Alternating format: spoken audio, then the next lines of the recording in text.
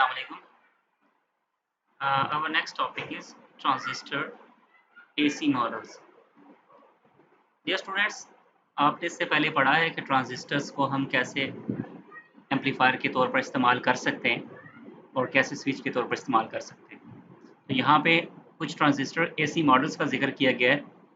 इन AC models के ज़रिए basically transistor के ऑपरेशन को विजुअलाइज किया जाएगा कि वो कैसे काम करते हैं, ठीक है। और ये जो मॉडल्स हैं ये डिफरेंट जो है वो ट्रांजिस्टर की इंटरनल जो उसकी पैरामीटर्स हैं ये उसके बारे में बात करते हैं और इसमें स्पेशली जो उसकी इंटरनल रेजिस्टेंसेस हैं, ठीक है, हम उनको आर पैरामीटर्स कहते हैं। और यहाँ हम उनका जिक्र करेंगे कि वो कौन से ट्रांजिस्टर के आर पैरामीटर्स होते हैं जो किसी भी ट्रांजिस्टर के साथ उसकी डेटा शीट के साथ अवेलेबल होते हैं। और जो पैरामीटर्स हैं वो बेसिकली उनका दो सिस्टम्स हैं, डिफरेंट सिस्टम है। एक आर पैरामीटर्स हैं और दूसरे एक पैरेलल में एच पैरामीटर्स भी हैं। तो दोनों का हम जिक्र करेंगे कि दोनों को एक दूसरे की जगह कैसे इस्तेमाल में लाया जा सकता है। सबसे पहले यहाँ कुछ आर पैरामीटर्स दिखाए गए इस टेबल 6.1 में, जिसमें पहला अल्फा AC है। तो जो बात हम पहले बता चुके हैं कि अगर सबस्क्रिप्ट में लेटर्स जो हैं वो स्मॉल हों तो इसका मतलब ये है कि ये AC वोल्टेज को शो कर रहे हैं। लिहाजा ये पैरामीटर्स जो हैं ये बेसिकली AC वोल्टेज के लिए हैं। और अल्फा AC जो है ये बराबर है IC और IE, AC current collector current divided by AC emitter current. तो ये तकरीबन जो है ये वैल्यू 1 के करीब होती है, 1 से थोड़ी सी जो है वो कम होती है, 0.9 समथिंग होती है। उसके बाद बीटा AC है, बीटा AC जो है वो IC और IB के बराबर होता है, ठीक है। ये दोनों बेसिकली गेन है। और excuse me, RE prime basically E जो है ये इमीटर को शो कर रहा है, तो ये R जो है इंटरनल रेजिस्टेंस है, तो AC की इमीटर रेजिस्टेंस है। ये बेसिकली इमीटर वाले जंक्शन पे जो करंट फील करता है रेजिस्टेंस इंटरनली एक रेजिस्टर से ट्रांजिस्टर से गुजरते वक्त, तो उसको AC इमीटर रेजिस्टेंस कहते हैं। इसी तरह जो RB प्राइम होगा ये AC बेस रेजिस्टेंस हो जाएगी और RC प्राइम जो है वो AC कलेक्टर रेजिस्टेंस हो जाएगी। तो इस तरह से जब भी ये पांचों आए तो आपको पता होना चाहिए कि इससे क्या मुराद है। बाकी यहाँ पे इस बात का जिक्र किया गया है आर पैरामीटर ट्रांजिस्टर मॉडल के लिए। हम पहले तस्वीर पे जाएंगे। ये फिगर है 6.5A एंड B।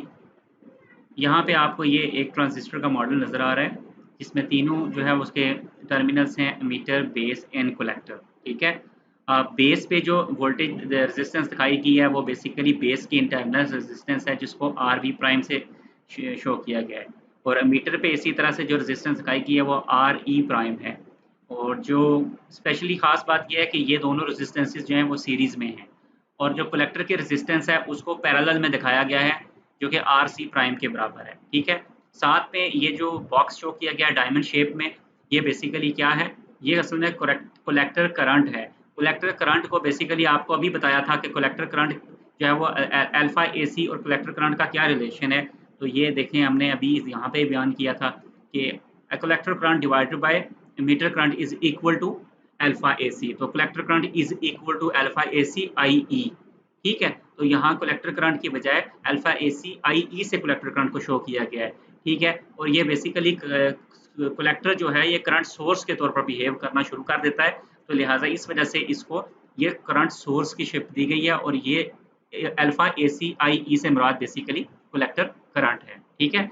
यहाँ पे जो दूसरी तस्वीर है वो बेसिकली सिंप्लीफाइड है और सिंप्लीफाइड ऐसे है कि कहते हैं कि जो बेस इंटरनल बेस रेजिस्टेंस होती है ये इतनी मतलब इसकी जो है वो वैल्यू थोड़ी होती है, कम होती है कि हम इसको निगलेक्ट कर देते हैं। तो देखें यहाँ पे ये शॉर्ट सर्किट के तौर पर बिहेव कर रहा है कि जैसे ये है ही नहीं।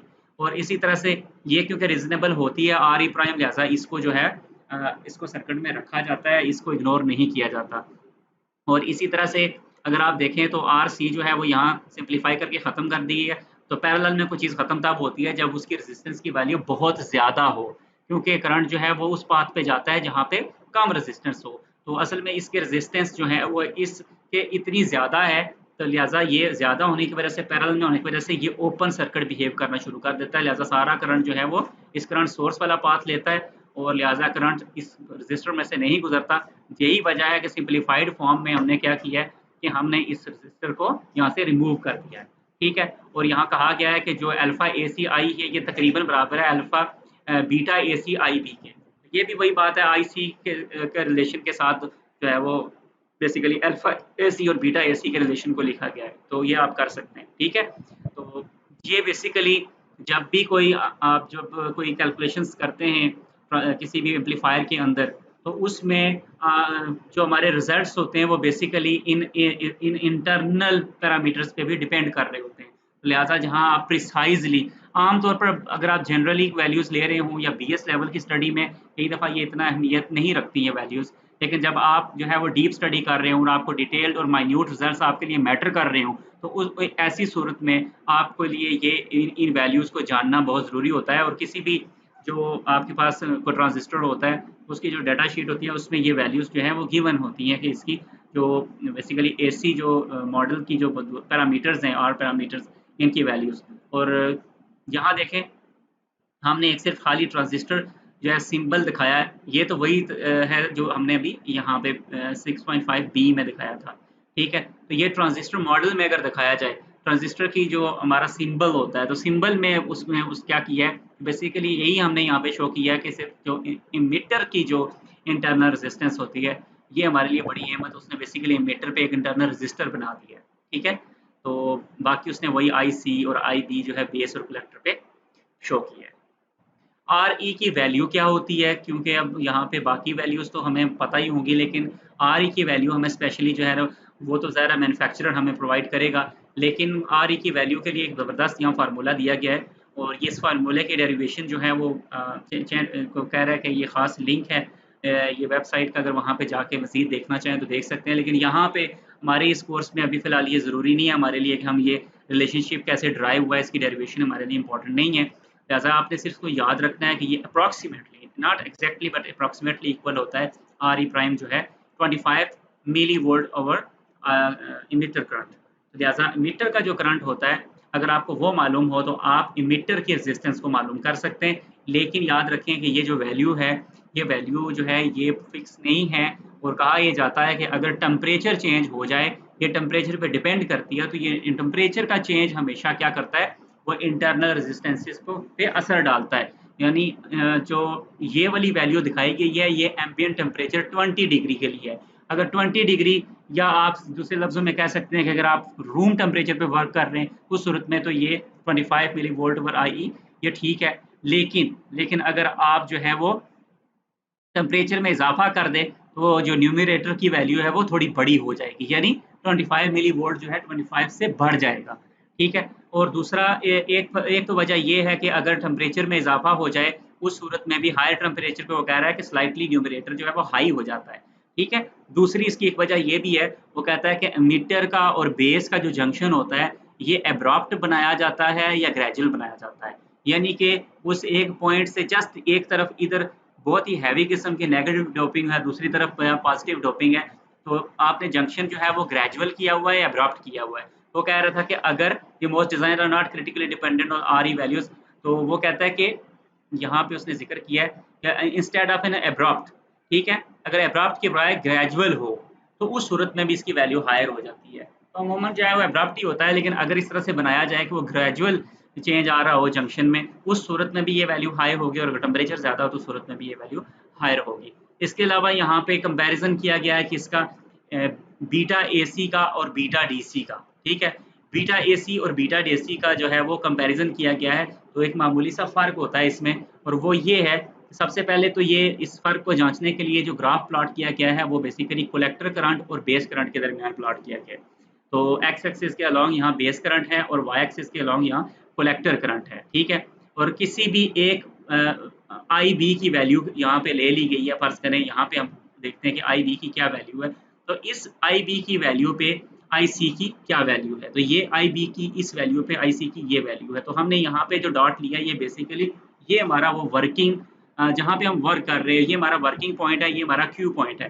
तो लिहाजा जो मिडल लाइन होगी वो आई सी क्यू कहलाएगी और इसकी मिडल लाइन भी आई बी क्यू कहलाएगी। अब क्योंकि ये डीसी है तो लिहाजा इसकी इसकी वैल्यू जिस पॉइंट पे होती है उसी पे होती है और फ्लक्चुएशन उसमें नहीं होती उस तरह से। लेकिन एसी में ऐसा मामला नहीं होगा।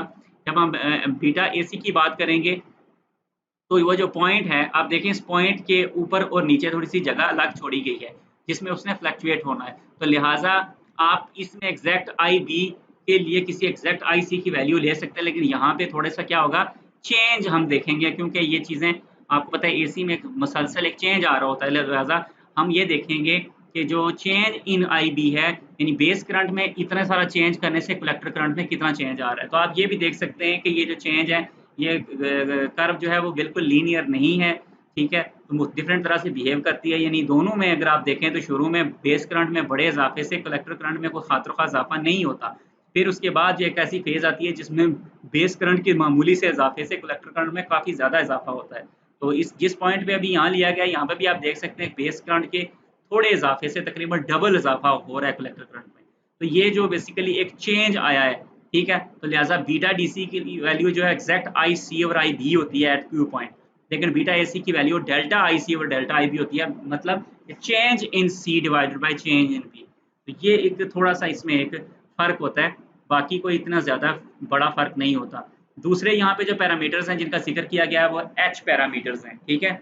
और H पैरामीटर्स के लिए मैं आपको बता दूँ कि HI, HR, HF and HO ये 4 पैरामीटर्स हैं। HI रिप्रेज़ेंट करता है इनपुट इम्पीडेंस को।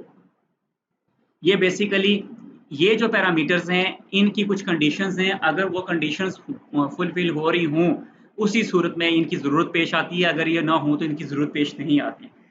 मसलन एक्सक्यूज़ मी, अगर आउटपुट आपकी शॉर्ट सर्किट हो तो आपको इनपुट इम्पीडेंस की ज़रूरत पड़ती है। अगर ये वाली सूरत नहीं है तो कोई ज़रूरत नहीं है। इसके अलावा आर जो है रिप्रेजेंट कर रहा है बेसिकली रेशियो को, voltage feedback ratio. Voltage feedback ratio की ज़रूरत तब पड़ती है जब इनपुट आपकी ओपन हो। इसी तरह एचएफ है फॉरवर्ड करंट गेन।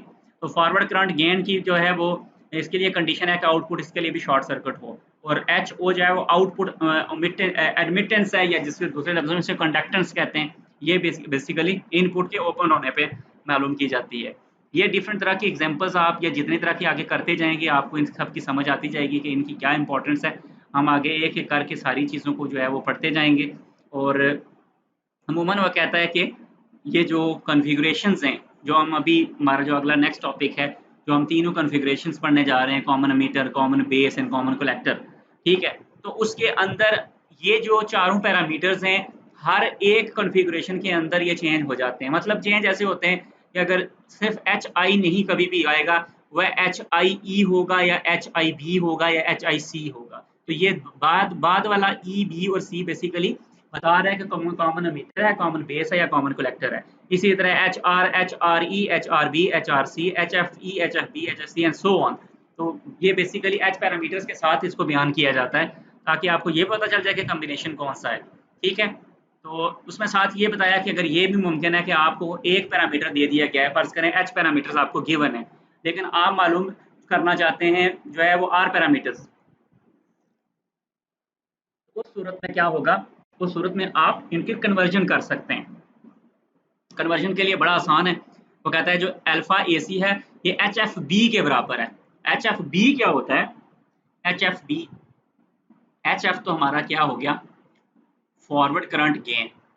तो ये फॉरवर्ड करंट गेन जो बेस कॉमन बेस का होता है ये उसके इक्वल है, ठीक है? इसी तरह से HF बीटा AC जो है वो HFE के बराबर होता है। तो HFE जो है वो क्या है, फॉरवर्ड करंट गेन है किसका, इमिटर का। तो यानी कि आप जो है अगर आपके को एच पैरामीटर्स आपको पास अवेलेबल हो तो आप उनसे जो है वो आर पैरामीटर्स भी मालूम कर सकते हैं। इसके अलावा ये तो अल्फा एसी और अल्फा बीटा एसी के लिए हो गया, क्योंकि इसके लिए तो बड़ा सिंपल था। लेकिन हम तो बाकी भी मालूम करना चाहते हैं, हमें तो आर ई प्राइम का भी मालूम करना है, आर सी प्राइम का भी और आर बी प्राइम का भी। तो ये देखें बाकी रिलेशनशिप्स जो हैं वो बाकी इक्वेशंस की सूरत में है। और एच आर ई और एच ओ ई जो है ये किसके इक्वल है, आर ई प्राइम के। इसी तरह H R E plus one और एच ओ ई जो है वो इसके बराबर है। तो ये कन्वर्जन है, ठीक है? इन फार्मूलाज को इस्तेमाल करके आप एच पैरामीटर्स को आर पैरामीटर्स में कन्वर्ट कर सकते हैं, ठीक है? तो ये डिपेंड करता है कि कौन से गिवन है और कौन से आपको इस्तेमाल करने हैं। Thank you very much.